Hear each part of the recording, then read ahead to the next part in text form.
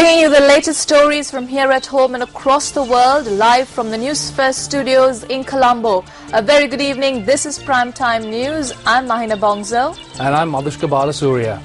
It was a roller coaster of a day as several developments unravelled.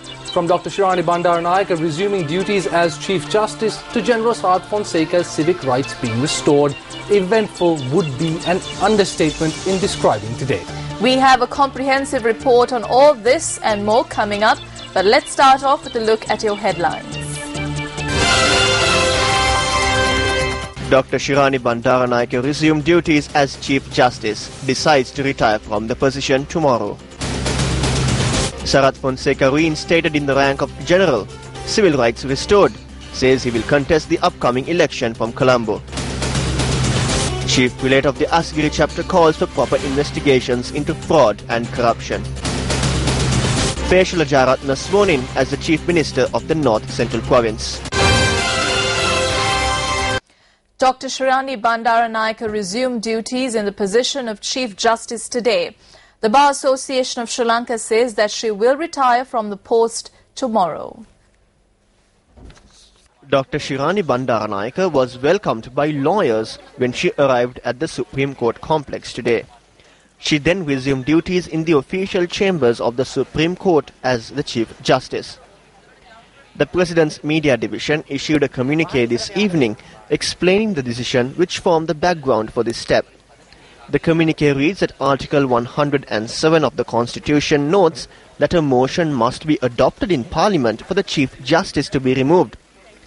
However, the communique issued by the President's Media Division notes that no such motion was adopted in Parliament for the removal of Shirani Bandaranaike. The communique points out that although Parliament debated the report of the Parliament Select Committee which examined the allegations against Shirani Bandaranaike and adopted the report, it did not adopt a motion calling for her removal.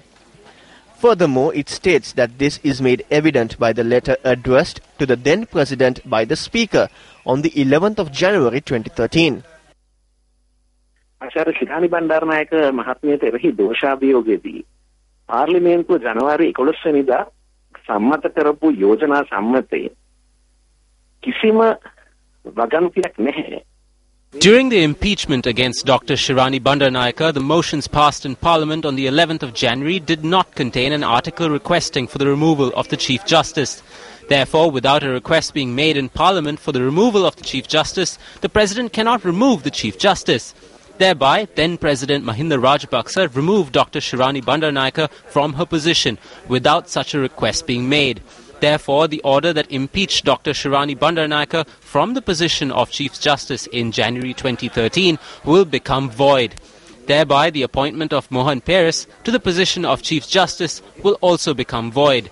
That means the Chief Justice cannot be appointed without the removal of the sitting Chief Justice. Mohan Paris මැතිතුමාව අග්‍රවේශකාර ධූරයට පත් කරයි කියපු පත්කිරීමත් ඒ වගේම ශුන්‍යයි බලරහිතයි. ඒ විනිශ්චයකාර අග්‍රවේශකාරවරයව ඉවත් කරන්නේ නැතුව අග්‍රවේශකාරවරයෙකු පත් කරන්නත් බෑ. 1978 අනුක්‍රම ව්‍යවස්ථාව යටතේ අග්‍රවේශකාරවරයා As per the 1978 Constitution, if a Chief Justice is to be removed from their position, then a motion calling for the same must be adopted in Parliament. Former Chief Justice Shirani Bandaranaike was removed from her position without such a motion being passed. As such, Mohan Paris was appointed to this position illegally since such a motion was not passed. ඒ නිසා මෙම තනතුරට මොහන් පීරිස් මහත්මයා පත් කිරීම සඳහා කිසිදු යෝජනා සම්මතයක් නැතුව නීති විරෝධීව තමයි පත් කරේ. The Bar Association of Sri Lanka convened a media briefing after Shirani Bandaranaike resumed duties as the Chief Justice. We are now made to understand that the 43rd Chief Justice has now resumed office as the Chief Justice, and we are further informed that she will tender her retirement papers effective 29th of January 2015, that is tomorrow. Journalists raised questions regarding verdicts handed down by the Supreme Court during the tenure of Mohan Paris. Article 119 of the Constitution takes effect. There is no issue that will arise with regard to any orders that are being given by him as a member of a bench of 3 judges always. Supreme Court always sits with 3 judges. The Chief Justice, he has always taken part as one judge of the 3-judge bench. So there is no defect of the judgments that have been delivered so far by virtue of Article 119 of the Constitution. Prior to Dr. Shirani Bandaranayake resuming duties as the Chief Justice today, lawyers, trade union representatives, civil activists and others staged a demonstration in front of the Supreme Court complex. They were demanding the resignation of Mohan Peiris.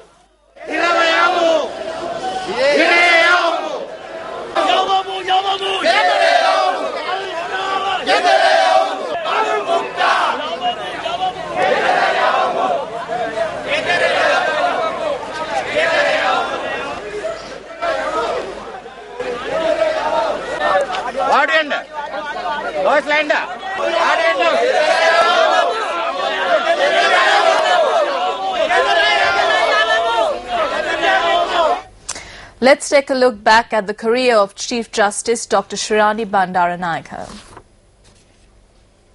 On the 18th of May 2011, Dr. Shirani Bandaranayake took oaths before the then President as the 43rd Chief Justice of Sri Lanka. She holds the distinction of being the first woman to be appointed to the position.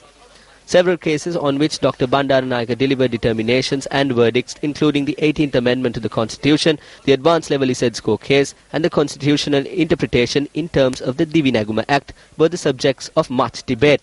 However, less than 1.5 years after her appointment, on the 1st of November 2012, 117 MPs from the ruling party submitted an impeachment motion to the Speaker citing 14 allegations against the Chief Justice. While a Parliament Select Committee was later appointed to examine the charges against her, Dr. Shirani Bandaranayake and opposition MPs refused to participate, claiming the process was illegal.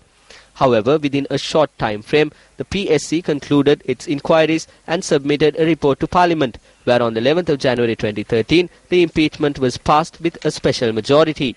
Later, President Mahinda Rajapaksa signed the impeachment order. In the subsequent months, Dr. Bandaranayake was made to appear before the Commission to investigate allegations of bribery or corruption on several occasions over alleged problems surrounding her assets and liabilities declaration.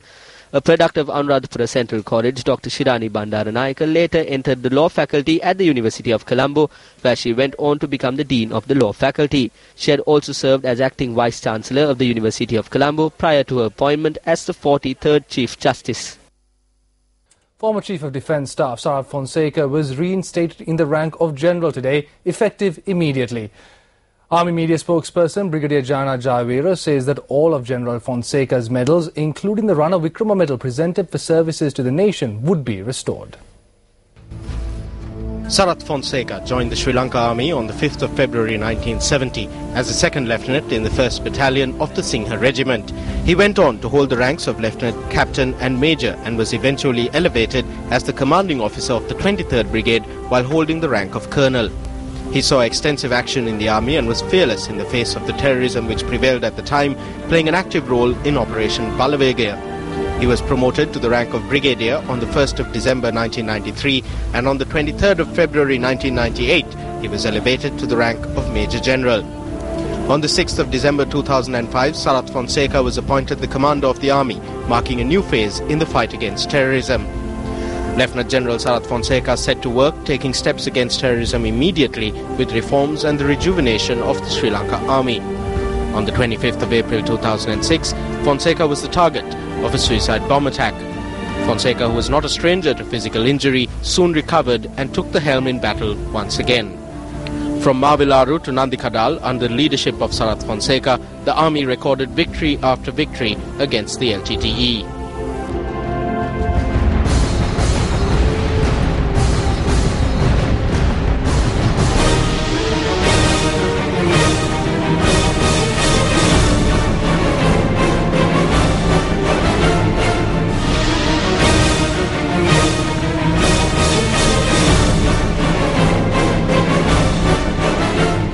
The commander, who played a major role in freeing the country from terrorism, was elevated to the rank of a 4-star general after the war, becoming the first serving officer in Sri Lanka to hold the rank. Sarath Fonseca was later appointed Chief of Defence Staff, where the powers and tasks of the office had been broadened. Throughout his military career, Sarath Fonseca was awarded many campaign ribbons and medals for his courage and bravery. Among the medals he won are the Rana Vikrama, Rana Sura, Vishishta Seva Vibhushana and the Uttama Seva Medal. Following a distinguished military career spanning over 30 years, Sarath Fonseca entered politics. This fearless commander, who sacrificed everything to stand for election in the 2010 presidential election, has had his rights restored today, symbolizing the fact that heroes are never truly defeated.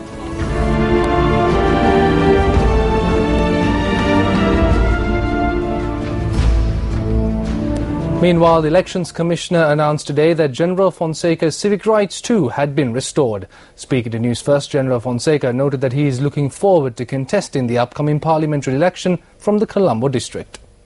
I will contest myself from Colombo district because last time with all these corrupt election rigging activities taking place, I still managed to get 98,800 votes. I know this time the people will vote me twice more than that. And I know Colombo people will accept me. They are with me, so I have to serve for them. So I'll be contesting from my party. And we know we'll be facing a free and fair election next time. So we will have a great victory.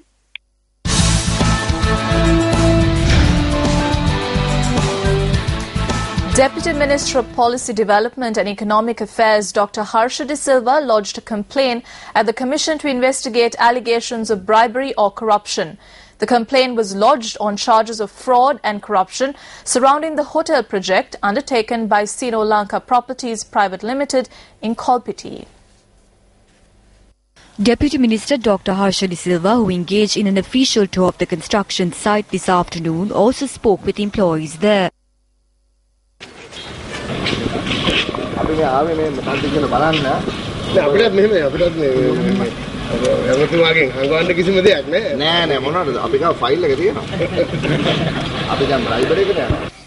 Deputy Minister then lodged complaints at the Commission to investigate allegations of bribery or corruption.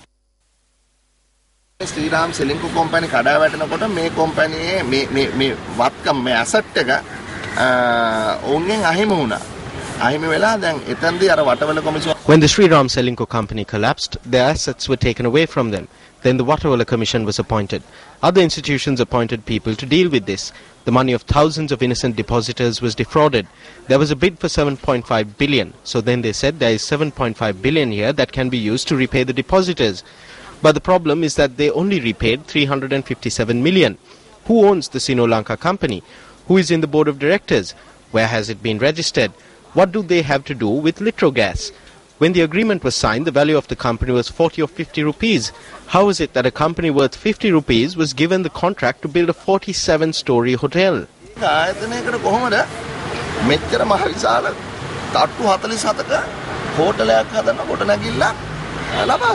The Commission also presented a complaint to the Deputy Minister.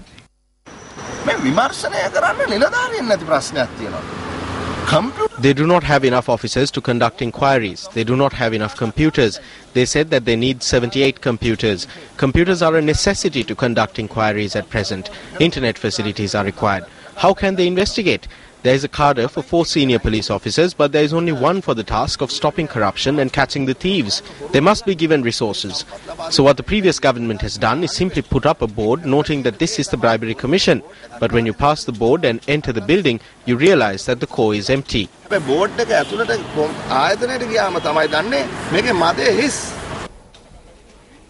Meanwhile, a group representing Golden Key investors filed another complaint at the Commission to investigate bribery and corruption this morning. They charged the board of directors had misused their deposit.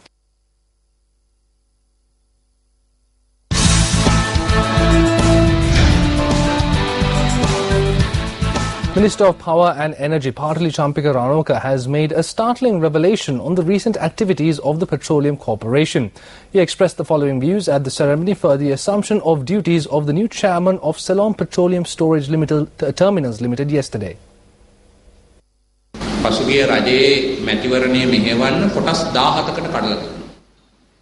17 areas were divided and given to former military heads in order to head election campaigning. These military heads were given vehicles and arms through funds obtained from Ceylon petroleum storage terminals. It was under the authority of former Chief of Staff Gamini Senarat that gas was purchased. He was able to receive an additional $15 for every ton of gas sold. Tenders for coal were given in an improper manner.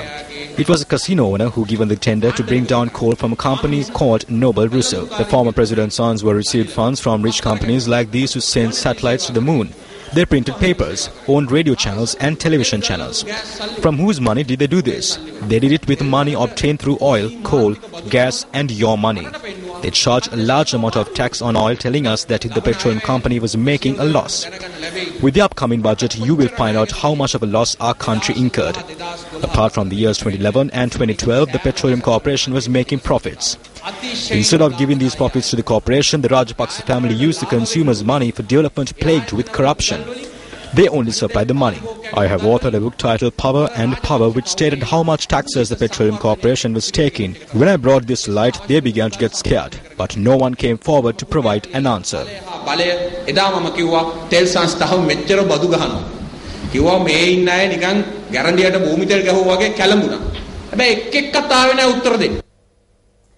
Chief Prelate of the Asgari chapter of the Siam sect, Most Venerable Udugama Sri Buddharakita Thera, says that instead of concealing acts of corruption, necessary legal action must be taken to address such issues.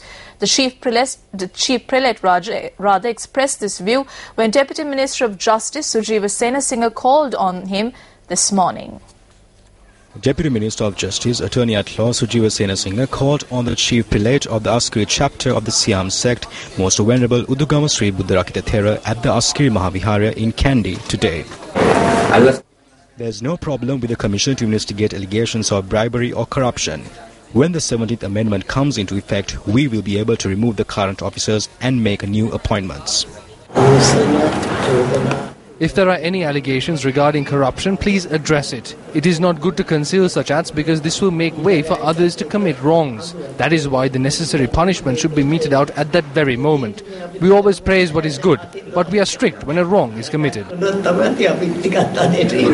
Meanwhile, the Deputy Minister called on the Chief Prelate of the Malwata chapter of the Siam sect, Venerable Thibbattuwe Sri Sumangala Thera today. Airport එකෙත් පලා ගන්නවා නේද? මම කරන්නේ මේ රට යන දාහක් ගහ ගන්නවා. දුම කැට වැඩි. Subsequent to the meeting, Deputy Minister Sujiva Senasinghe addressed the media. The main advice and request the Theras made was to punish those who engage in corruption and thievery. When a mechanism is taking form, I have already given an action plan based on the information that I have already received. We will join hands with the CID, CCD, the Army and the Attorney General's Department to create a mechanism with 100 days. If we can do this, then we have achieved a great victory for the country. යාන්ත්‍රණය පණ ගන්නන්න පුළුවන් නම් අපේ රටේ ජනතාව විශාල ජයග්‍රහණයක් අත් කරලා තියෙනවා. Leader of the opposition, Nimal Siripala de Silva, states that if corrupt individuals have been brought to justice after complaints have been lodged against them in a proper manner, then such individuals will not be protected. The opposition leader made this statement on assuming official duties today. Opposition leader Nimal Siripala de Silva assumed official duties at the office of the opposition leader following religious observances. If there are facts to prove charges of corruption and bribery, and if the person is tried in courts and proven guilty, then that is the law. This is our stance. If there are facts, then present those facts. We will not protect such persons.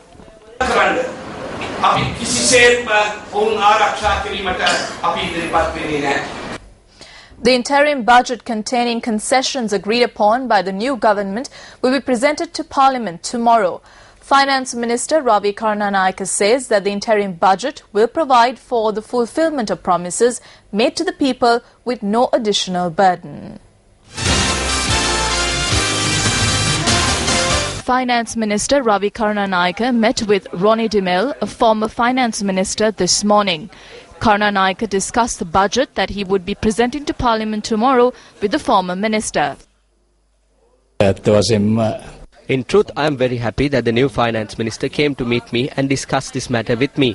I cannot say much about the budget without the proper statistics, but I am knowledgeable on the subject. I know that this government will bring forth several good budgets and give the economy a new boost. මගපා දෙන බව මම දන්නවා. The only thing we can say is that we will give the people all that was promised without any additional burden. Not everything that was done by the former government was wrong. There are 3 or 4 good things that we will do better. What we had to resolve and balance was how we are going to fulfill limitless demands with limited resources. This is why I came to meet former Finance Minister Ronnie Mel to inquire into his views.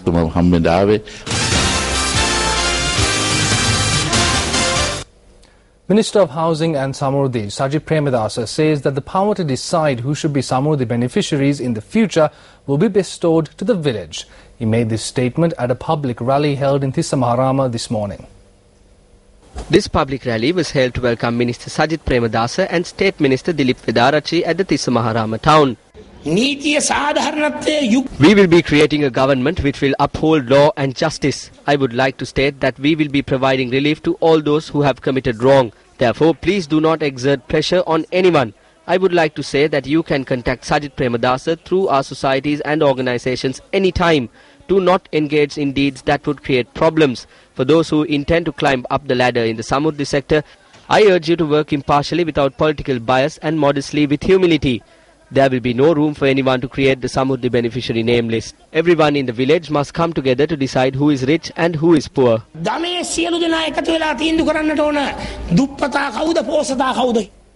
Coming up later on in the news. From detention centre to court and still no certainty. The fate of 157 Sri Lankan asylum seekers held in detention by Australian authorities is still in limbo. A comprehensive report coming up tonight. Peshla Jayaratne took oaths as the Chief Minister of the North Central Province before the Governor of the province, P.B. Dissanayake, who assumed official duties today. North Central Province Governor P.B. Dissanayake assumed official duties following religious observances at the Governor's office, situated at the Anuradhapura District Secretariat.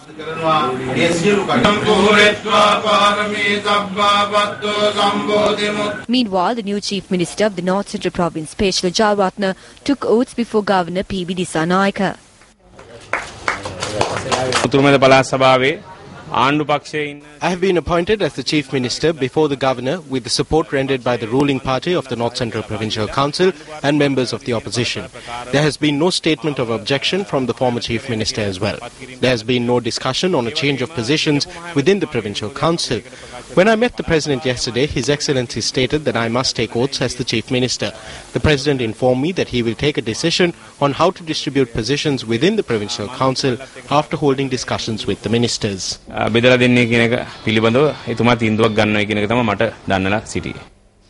President's Counsel Ronald Pereira, who was appointed as the chairman of the Bank of Ceylon, assumed office today. President's Counsel Ronald Pereira gave priority to religious observances prior to taking up his post at the headquarters of the Bank of Ceylon.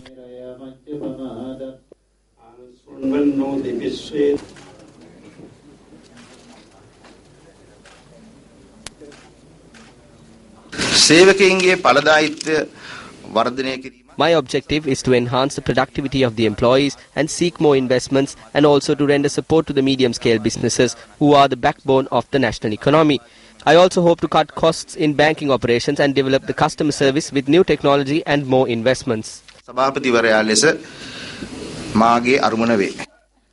Pereira, a product of St. Joseph's College, Colombo, is also a LLB graduate from the University of Colombo.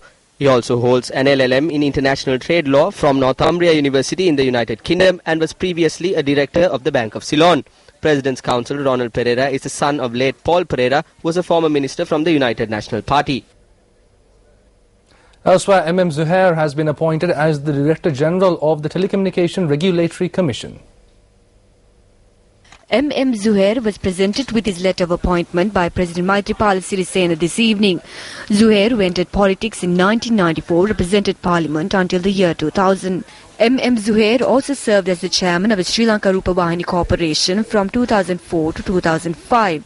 He also served as Sri Lanka's ambassador to the Islamic Republic of Iran from 2006 to 2012. Senior journalist Dharmashri Bandara Ekanayaka assumed official duties as the President's media director today. Dharmashri Bandara Ekanayaka assumed duties as the President's media director at the office of the President's Media Division. A group of journalists and media personalities were in attendance at the event. An old boy of Ibbagamwa Central College, Dharmashri Bandara Ekanayaka is a seasoned veteran journalist with experience in the field of media spanning over 2 decades. Tensions flared during a protest staged by the locals of Shravastipura in Anuradhapura demanding an immediate solution for the human-elephant conflict. Tensions arose when the demonstrators attempted to speak with the district secretary. Locals from 18 villages in Shravastipura, Anuradhapura commenced a protest march demanding an immediate solution to the human-elephant conflict from the Anuradhapura new town. They reached the district secretariat and attempted to speak with the district secretary. Tensions arose when the meeting between the two sides was being delayed.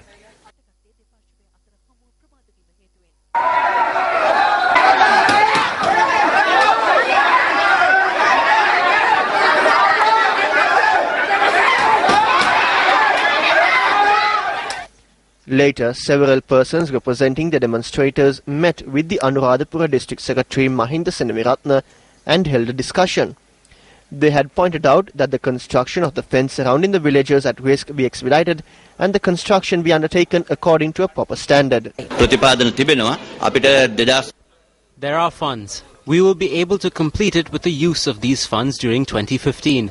Because there are 250 kilometers in the Anuradhapura district, we are speaking of a large project. It was while the project is ongoing that they have requested us to expedite it. Our correspondent reported that the additional district secretary was immediately dispatched to inspect work on the construction of the fence, heeding a request made by the demonstrators. A tense situation arose during a satyagraha campaign launched by a group of law students. A satyagraha campaign was launched by a group of law students against the arbitrary manner in which the administration functions, problems with regard to question papers and the distorting of examination results. You not only have my fullest support, but I also treat you all like my children. You know that.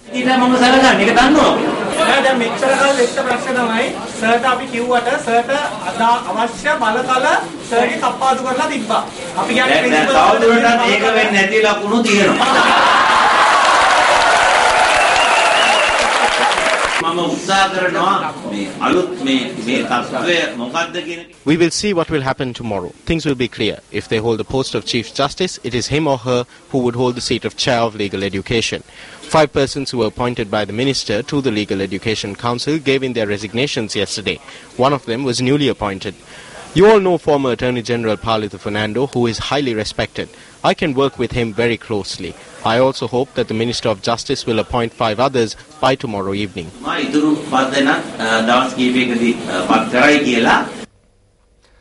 Maithripala Sirisena met with a group of representatives from leftist parties at the Presidential Secretariat last evening. Senior representatives from the Lanka Sama Samaja Party, Communist Party and the Democratic Left Front were present for this meeting.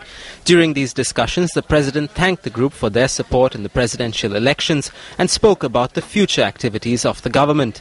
The Presidential Media Unit noted that the group also tabled issues that their relevant parties had to face within their parties at the concluded presidential election.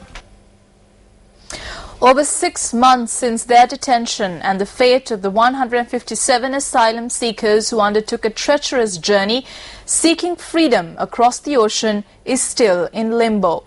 Australia's highest court today ruled that the government's detention of the 157 Sri Lankan asylum seekers on the high seas outside its territorial waters was lawful, a win for the Australian government's controversial immigration policies. Now, the High Court ruling means the group of 157 refugees, including 50 children, are not entitled to seek compensation after they were held on an Australian customs ship for almost a month last June. The decision comes after the Australian government introduced revisions to its immigration laws in December that gives it almost unchecked powers to deal with asylum seekers, a move that has concerned human rights advocates. Immigration Minister Peter Dutton said the court's decision vindicated government policies, pointing to the fact only one boat had reached Australia since the policies were implemented 18 months ago, and that authorities were seeing a decrease in the number of boats attempting the perilous voyage. I want to say thank you very much in particular to the General and to his staff. They have performed in an exemplary manner and in a manner that I think all Australians should be very proud, because we have stopped people drowning at sea, we have stopped the boats, and it is the absolute resolve of this government that that policy will continue. Lawyers for the asylum seekers were disappointed by the decision, but noted it was not unanimous and said the case succeeded in drawing attention to Australia's secretive Operation Sovereign Border activities. Speaking exclusively to Newsfirst, immigration correspondent of the Sydney Morning Herald, Sarah White, who was at the Canberra High Court, had this to say about the verdict. The government obviously are quite happy that this has happened. The government has said that there's not going to be any boat coming to Australia. So from now on, this means that they have the right to turn boats back or to detain them and send them back to the country of origin. But the big point was that they said India was a safe country for them to be sent back. So there was no problem of roof or any kind of issues with human rights. The 157 asylum seekers have been told that they can't go back to India. That's no longer an option. So they could return to Sri Lanka. So these 157 asylum seekers were all from Sri Lanka and were Tamils, and they now remain in Nauru. UN figures show last year Australia got 16,000 asylum applications, just less than 0.5% of the 3.6 million lodged worldwide. It's time now for our special segment, Action TV.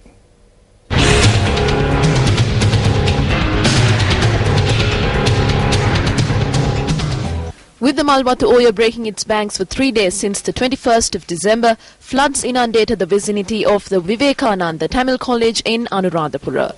This school, which has a student population of 350, is the biggest and oldest Tamil medium school in the North Central Province. With residents of the area fleeing to other regions in the country following the onset of the civil war spreading to the region, the student population of the school dwindled. Last December, during the end-of-term vacation, floods inundated the school premises. The new school term commenced after the floodwaters receded completely, and this gave ample time for the assessment of damage caused and the restoration of an environment conducive for educational purposes. We informed the Minister of Education, educational officers and the GA.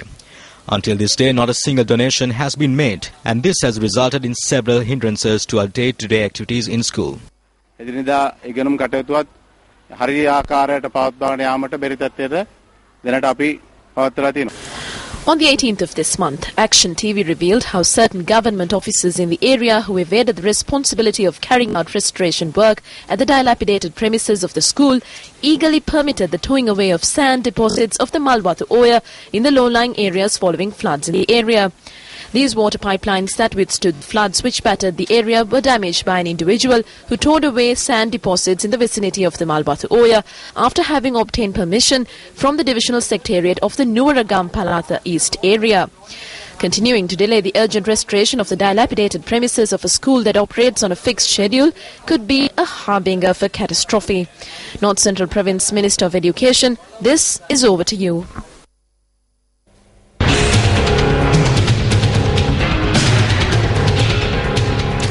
In business news tonight, the Learning Conference Challenges in Talentism was held in Colombo this morning. The event got underway with the traditional lighting of the oil lamp followed by the national anthem. Deputy Minister of Policy Planning and Economic Affairs Dr. Harshadi Silva graced the occasion as the chief guest and keynote speaker.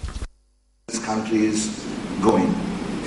We are going to move away from the authoritarian policy planning process to an engagement with the private sector, with academia and research institutes.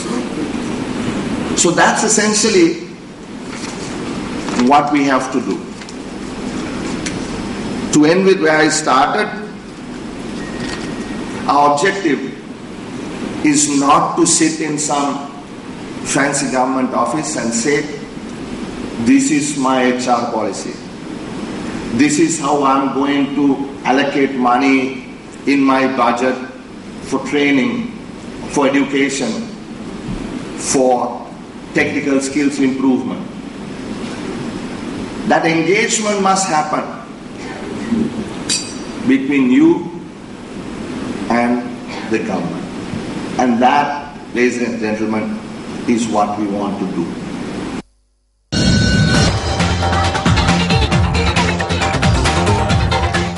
First up in your international news tonight, Japan is seeking help from the Jordanian government after the Islamic State in Iraq and Syria group released a new video threatening to kill Japanese journalist Kenji Goto and Jordanian pilot Muath al-Khasiespe held hostage within 24 hours.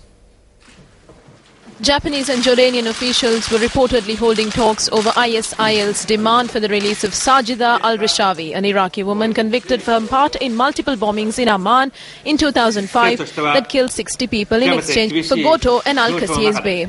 An angry Japanese Prime Minister slammed as quote-unquote utterly despicable the threat to kill both hostages. Images of Kenji Goto holding a photograph of the Jordanian pilot were put on Twitter last night. I feel extreme anger at this despicable act. Amid tough conditions, we have been calling on Jordan to cooperate for the quick release of the captive, and that has not changed. We confirm receipt of the message at 2300 hours our time on the 27th of January and understands that the message maintains a 24-hour deadline. After initially demanding a $200 million ransom for the release of the two Japanese men, the group said it wanted Jordan to free Sajida al-Rishawi, a would-be suicide bomber who has been on death row since 2006. Goto was abducted by fighters in October last year after venturing into Syria on a mission to free his friend Haruna Yukawa. Yukawa was apparently executed last week after Japan failed to meet an initial $270 million ransom demand by Friday. The Israeli army has said an anti-tank missile was fired at a military vehicle in Shaba Farms on the border with Syria and Lebanon.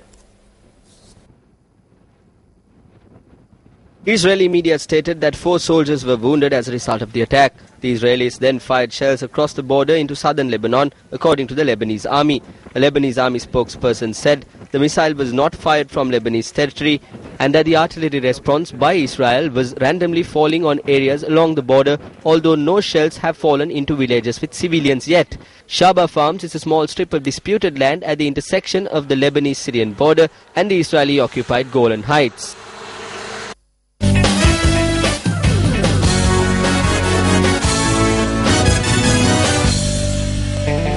The most anticipated event in the cricketing calendar, the ICC World Cup, is only 16 days away.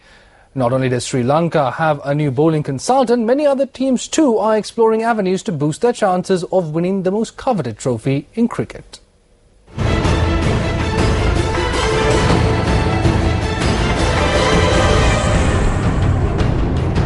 Former Sri Lankan fast bowler Ramesh Ratnayaka has been appointed as the consultant to join the national team currently in New Zealand. According to Sri Lanka Cricket, the appointment was made targeting the 2015 Cricket World Cup. Ratnayaka will be joining the squad from the 4th of February up to the 20th of February. Chairman of the National Selection Committee Sana Jayasuriya said that Ramesh Ratnayaka will also serve with Chamindawaz as a bowling coach for a period of 3 weeks. Australian skipper Steven Smith has said that the crowd support for the Aussies will be crucial for the World Cup. After receiving the Allan Border Medal at the biggest award night in Aussie cricket, Smith said that the team is excited to play in the World Cup. Team India's physio has said that the Indian batsman Rohit Sharma, who's suffering an injury, might be ruled out from taking part in the ICC Cricket World Cup 2015. Meanwhile, West Indies right-arm off-spinner Sunil Narine will miss the World Cup over doubts surrounding his bowling action.